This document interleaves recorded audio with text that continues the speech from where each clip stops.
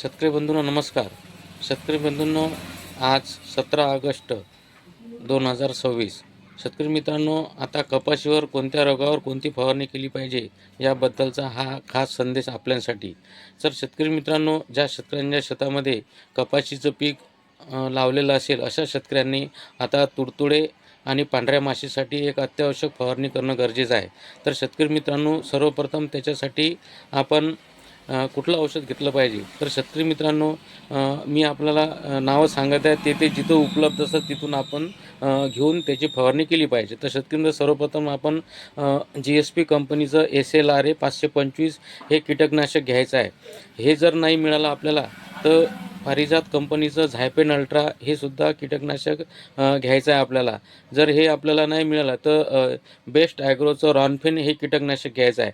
या तिन्ही कीटकनाशकापैकी जे उपलब्ध असेल ते घ्यायचं आहे आणि आपल्या कपाशीवर फवारणी करायचं आहे. याच्यापासून तुडतुडे आणि पांढऱ्या माशीचं संपूर्ण नियंत्रण होईल आणि आपली कपाशी पूर्ण डौलानं डोलू लागेल. शेतकरी मित्रांनो, जिथं आपल्याला हे औषध मिळेल तिथूनच हे घ्यायचं आहे आणि फवारणी करायची आहे.